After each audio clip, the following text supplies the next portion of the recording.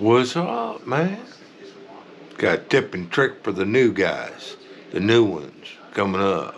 Haven't been out in the field very long. Check this out, man. How to repair a shut-off valve without removing it. You know, it's got a little drip, drip, drip. Some people tell you to crank that packing nut up on it a little bit if it drips. Yeah, that's fine. Well, what if it doesn't stop dripping, bro? This is how to fix it, man. Let's do this. So, what we got here is that packing nut. It's not playing nice. To attempt to take off the packing nut. Now, well, look at that. How about that? Okie dokie. Now, this is leaking. So now we're going to take that off.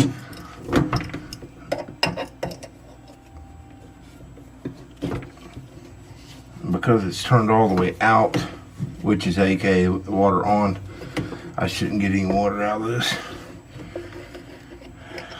I don't have to shut the whole building down for this. You know what I'm saying? So, what it is inside of there, there's a packing.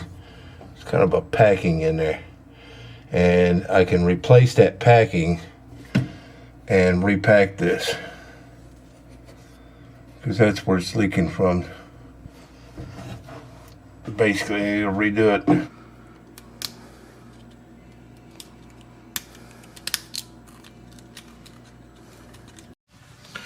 So once you get that packing out of there, it's still a little dirty in there. Not too bad.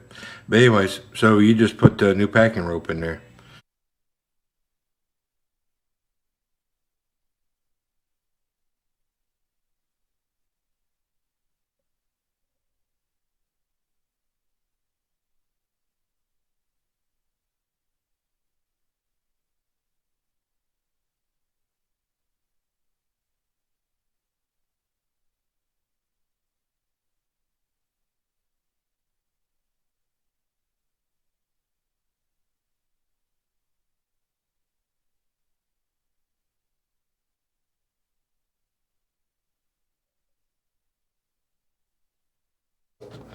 This is a packing rope.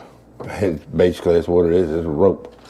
And this is what it's called. Turn it right. Is all it is it's basically, in a nutshell, it's your pipe tape in a rope version. Is all you do, sit it on there, wrap it around about 3-4 times, cut it off, slide your nut over top of it, pinch it down. So this has been about, I don't know, 10 minutes, and there's no leak. So we're good to go on this. All right, so we're done underneath the sink. You know, yeah, it looks a little crappy back here, but hey, it's 1,000 times better than it was.